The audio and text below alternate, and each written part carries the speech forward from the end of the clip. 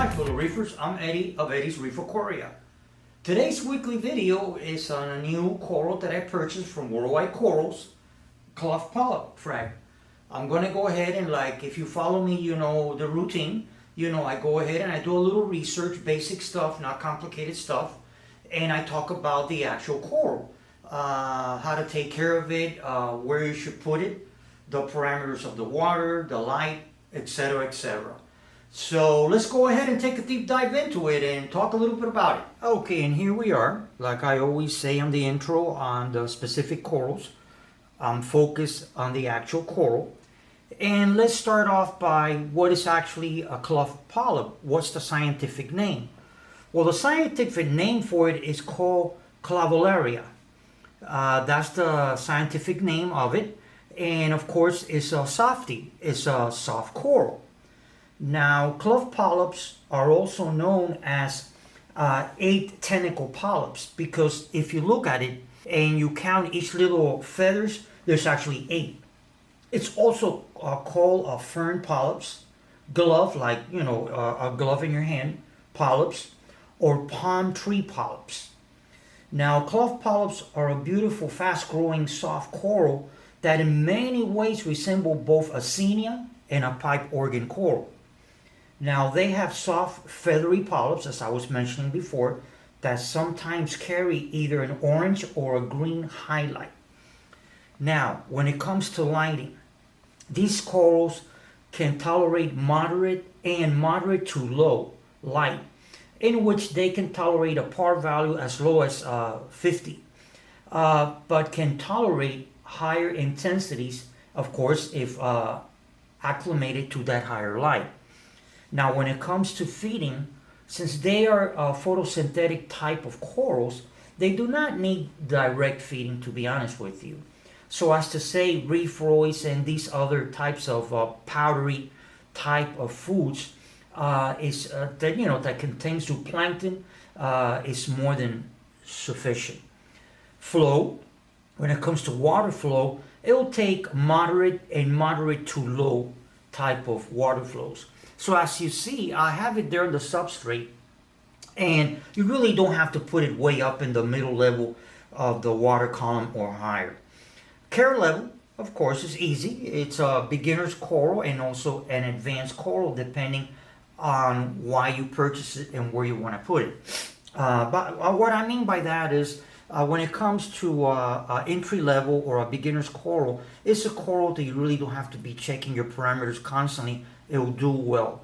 But then when it comes to advanced hobbyists, in my case, I went ahead and I purchased it because I want to give a certain effect on that area of the tank, which I'll go into a little more detail shortly.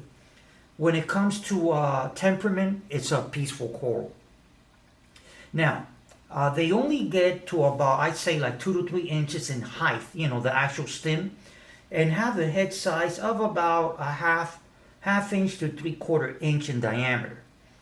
Now, these can have slight color variations, like this one. When the radion, when it starts to ramp down, you can actually see like a lemon-like or like a fluorescent tips. Heads can have a colored line running down the center of them that may or may not have different coloring as compared to the coloring in the center of the head. In contrast, some glove polyps, which is one of the other names that is used, will only have one solid color throughout the whole coral. And clove polyps are colonial type corals, meaning they form a colony of many individual polyps all connected together. As they do not have a calcified skeleton structure, they can be more tolerant of swings in alkalinity, calcium, and magnesium when compared to other corals like LPS and SPS. However, they will not be very tolerant when it comes to swings in pH, temperature, or salinity. Clove polyps are a very hardy, soft coral, placing them around the easier to keep corals and making them an excellent choice as corals for beginners, as I mentioned before. They have also been known to grow very fast, almost like an invasive coral. That's why I'm planning to place this little frag on a separate rock, because when I went ahead and I bought the Bucani rocks, I was, and I kind of like sculptured and broke off certain sections of the Bucani rock. I was left with little rubble and little pieces of coral, of rock. So what I'm planning to do is actually pop it off the actual plug, and I'm going to go ahead and glue it on a reasonable size rock, so it can actually grow on that rock, and it would be like, shall we call it, a little island of clove polyps.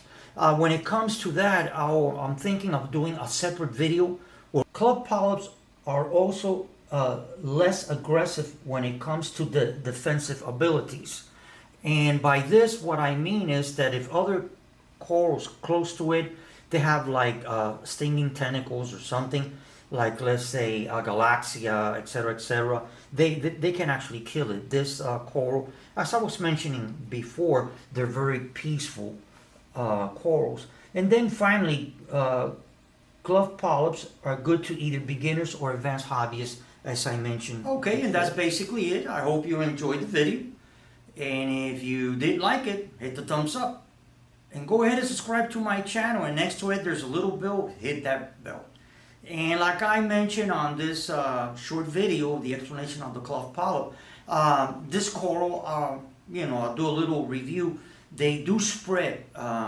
They do spread quite a bit. So what I'm going to do is, instead of like keeping it on the plug and putting it on some place like here on the center rock, and it would spread the whole rock, what I want to do is I want to kind of like isolate it from the rest of the tank. So as I mentioned, I'm thinking of doing another video where I'll go step by step how I actually select a little rock, like a little island. I'm planning probably on putting it somewhere around there, and then I would pop off the coral, as I mentioned, and just glue it there, and then when it grows, it will spread on that actual rock. You see, because one thing that I forgot to mention, this center rock that I have was actually part of the main rock on the bottom of the Bucani rock. What I actually did, if you go way back on my videos on aquascaping, you'll see the process that I did of cutting off the bottom part. This actually is the bottom part of this huge rock. What I did is I cut it off so this main rock could have stability on the tank. It wouldn't fall apart. Besides, I have other rocks. Again, if you go to my video on aquascaping, you'll see how I did it all together. But then this rock, I inverted it.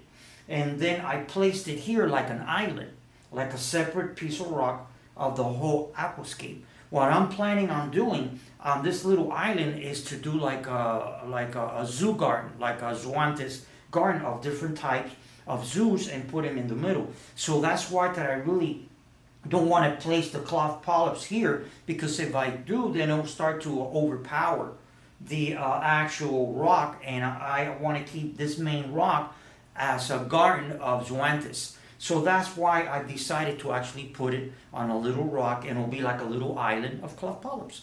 So I hope you enjoyed the video, and like I say at the end, happy reefing. Thank you.